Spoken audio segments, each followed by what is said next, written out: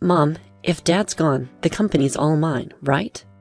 Listening in disbelief at my brother's words, our mom, Patricia, responded, Well, obviously, Daniel, plus, if you do the math, there's supposed to be a sizable inheritance in Plan B. With Dad's life insurance, we could live large for a while. It's like a bonus, huh? Well, gotta thank our absent Dad. I felt like I was about to explode with anger. What's wrong with these people? This is unforgivable. I can't let them have their way. Just as I was about to yell, I got a call from Dad in the hospital. This story goes back a few months. My name is Christopher. I'm a 33-year-old architect working at a design firm. I moved out of my family home and now live alone in a nearby condo. Being single is a little lonely, but I love my job and live a fulfilling life every day. Today is a day off, and I had plans to meet with my dad, James. Ah, Christopher, how have you been? Dad showed up for our meetup with his usual warm smile on his face. Dad, long time no see. Have you lost some weight? Running a business must be tough. Work keeps me busy, but I'm doing well. Let's get going. I occasionally meet up with my dad like this to catch up over a meal.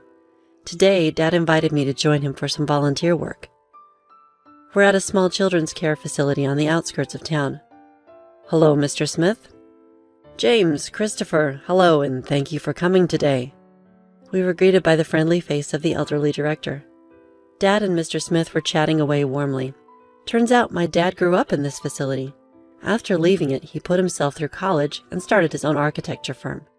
Even without any relatives to rely on, he made it on his own efforts, and I've always admired him for that. On his day off, Dad often invites me to volunteer at the facility with him. Since we both have backgrounds in architecture, we can repair furniture and playground equipment. James, Christopher, you've helped a lot today. After finishing our repairs on beds, chairs, and swings, Mr. Smith thanked us as we were leaving. I felt good about making a difference, and for Dad, visiting Mr. Smith, who's like a father to him, must be important too. As we walked side by side, pondering where to grab a bite, a sleek black luxury car pulled up next to us. The window rolled down and out popped Mom. Driving the car was my brother Daniel. Well, well, look who it is. Back from the care facility again, are we? Mom said. It's embarrassing to have a dad without parents. Can we stop this already? Mom, let's go. My brother spoke, chomping on his gum.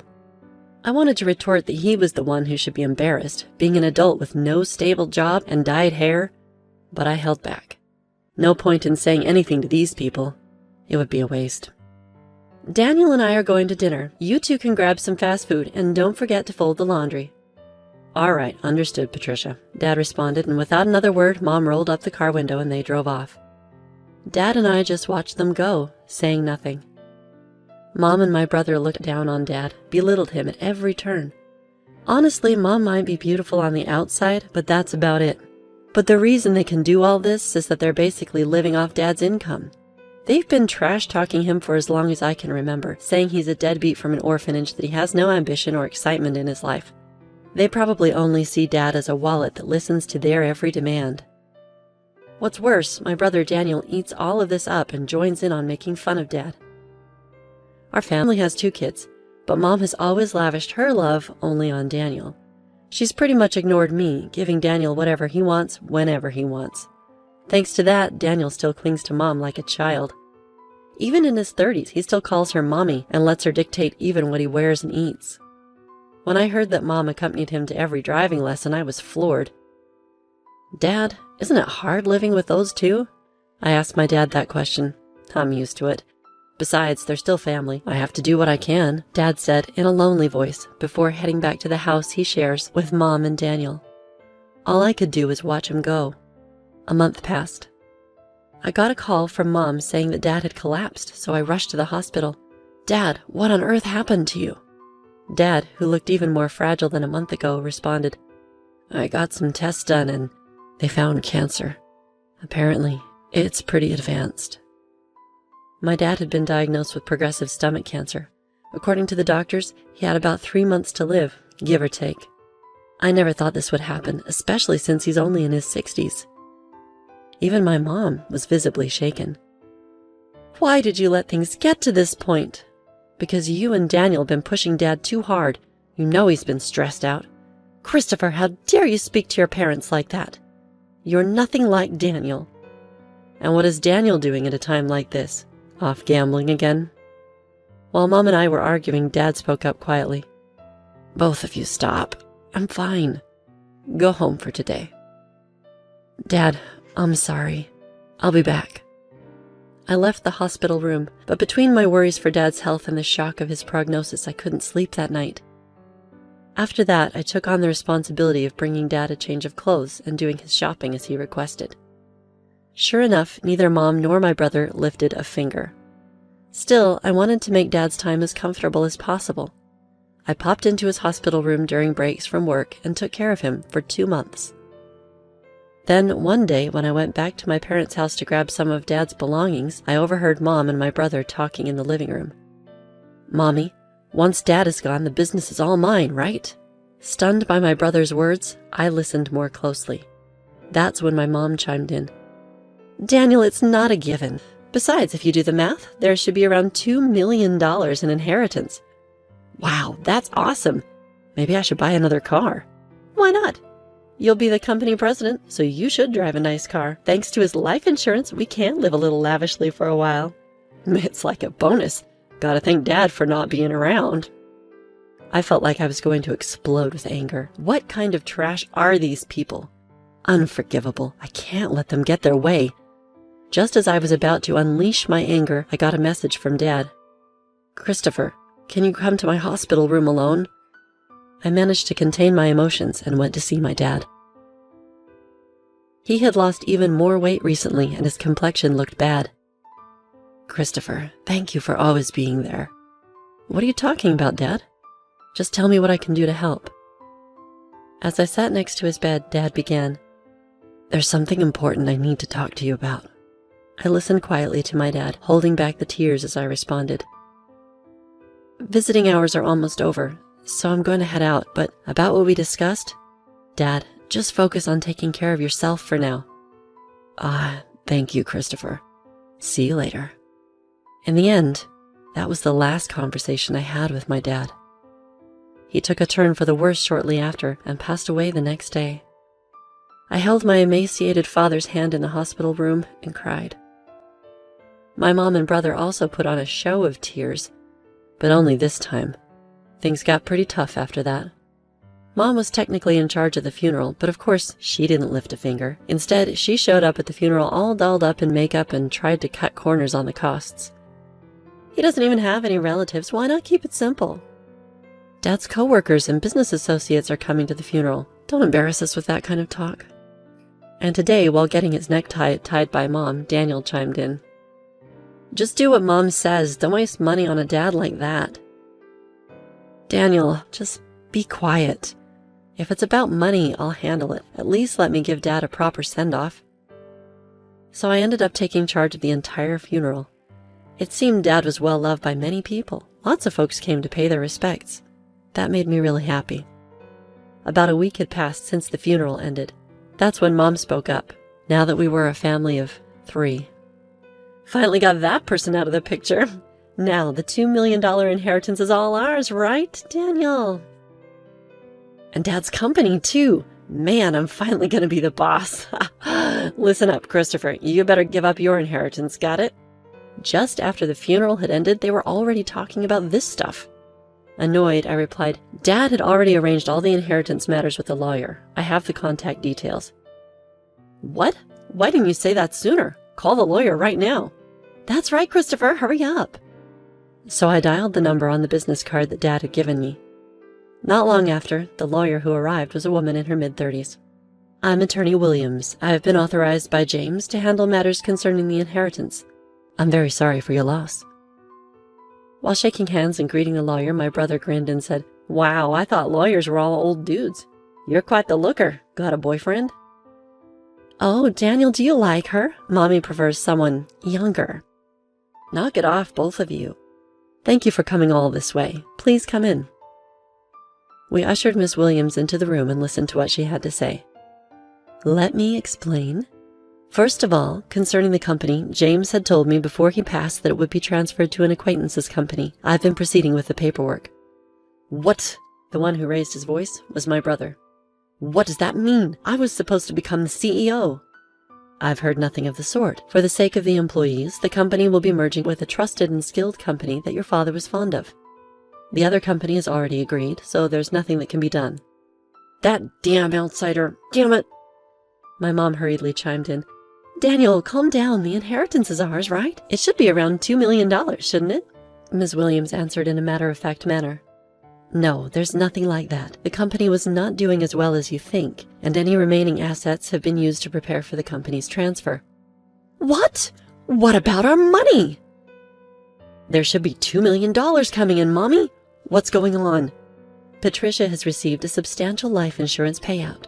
She has left a will expressing the desire to gift that money. What are you talking about? We've already spent that on a new car. Hey, lawyer, Dad had multiple insurance policies, right? What about those other payouts? Regarding life insurance, James had canceled all policies before he passed. All I know is that the money was used up. What? Where did all the money go before he died? Damn it! Was he planning to leave us without a dime? I watched Ms. Williams leave as my mom and brother lost their composure. As she left, she said, It's tough, isn't it? All I could do was give her a wry smile in return. I looked up at the night sky, recalling the last conversation I had with my father while walking. Christopher, would you take over the company if I die? There might not be much in assets, but I should be able to leave you at least the insurance money. There should be enough of that. What are you talking about, Dad? You were the only one in the family who was kind to me. I wanted to leave something for you, at least. Dad, I respect you for building the company from scratch with your own hard work. I want to make it on my own, too. I don't need the company or the insurance money. But if there's any inheritance left, I want you to use it as you wish. I'll help in any way I can. Christopher, thank you. Thank you. Walking along, I realized I had arrived at the facility. Despite it being night, Mr. Smith was in the yard. When he saw me, he ran over in tears. Christopher, James passed away so suddenly. He told me not to come to the funeral, but actually... Mr. Smith, my dad was grateful for both you and the facility. I just found out, too. A little while ago, James made a large donation to the facility. A really large one. Now we can buy the things the kids need. We might even be able to renovate. Thank you. But I wish James could have lived. I wish he could have been happy. While comforting a tearful Mr. Smith, I found myself crying, too. Looking up at the starry sky, I whispered in my heart, Dad, you did it. You really did it. A few months later, I had occasionally met with lawyer Ms. Williams to handle the intricate legalities of transferring the company and settling the estate. This was to be my last meeting with Ms. Williams. After expressing my gratitude for her support, Ms. Williams offered her condolences once more, comforting me in a considerate manner. As I was seeing off Ms. Williams, I thought about how I might never see her beautiful face again. She was such a kind and gracious person. Just then, as I was waving goodbye, a familiar car pulled up beside Ms. Williams, and out jumped my brother, wielding a metal bat. Ah! Hey, what the heck are you doing? I yelled and quickly tackled my brother. Shut up! Let go of me! His face turning red as I held him down to the ground, he was struggling. Were you trying to attack Ms. Williams? What's going on? What's going on? Because of her, I didn't get the company or the money. It's her fault, damn it! That's ridiculous. This isn't Ms. Williams' fault. I had thought he was foolish, but this was beyond anything I'd expected. While shielding a trembling Ms. Williams, I called the police. Inside my brother's car, not just a bat, but also a rope and a stun gun were found, clearly weapons. He was swiftly arrested. When our mother found out, she fumed. You'd send Daniel to jail? Your own family? How heartless. I replied calmly. I no longer consider you or him family. My only family was my late dad. I'm cutting ties with the both of you. Mom was still ranting, but I ignored her and cooperated fully with the police investigation.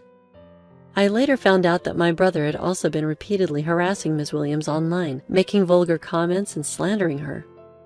Threats had even been made, and the police were in the process of identifying him. My brother was sentenced to jail for his attempted attack on Ms. Williams. She also sued him in civil court for defamation, and he was ordered to pay damages too. Please take every penny he has if that'll make him reflect on his actions. I'm truly sorry for all this. Upon my apology, Ms. Williams gave a faint smile and said, I'll do just that. Thank you for saving me from a dangerous situation. From now on, I hope you at least find happiness, Christopher. Several months later, when spring arrived, I found myself at Sakura Garden. Today wasn't for volunteering, it was a business meeting. Thanks to the funding from my father's donation, the aging facility was planning on a renovation. Mr. Smith had approached me for the architectural design. I initially declined, citing my inexperience, but Mr. Smith was unyielding. James always proudly said, "Christopher will become an exceptional architect. He's already surpassed me. We can do this because of James. I'd really like for you to take on this project, Christopher." With sentiments like that, how could I say no? I wanted to create a wonderful building that brings even a small amount of happiness to the kids and Mr. Smith. I'm sure my dad would have been proud of that. As for my brother, well, he hasn't changed, even after his sentencing. Actually, he's become even more irresponsible. Though he avoided jail due to probation, he still begs our mom for money daily, starts drinking in the afternoon, and gambles away what he borrows. My mom is being pushed around by my brother every day.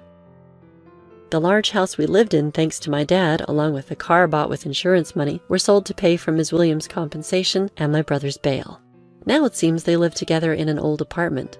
A friend told me, "She's lost her beauty, looks more like an old woman now." She brought this upon herself, but I hope she at least reflects on how she treated my dad poorly before he passed away and raised my brother to be such a mess. One last thing. I'm going to marry Ms. Williams, the lawyer, soon. She told me in confidence that she felt attracted to me after I saved her from my brother's violent behavior. She's a bit on the serious side, but I really love her for her kindness and dependability. From here on, I aim to work hard and be like my dad, building a warm and loving home.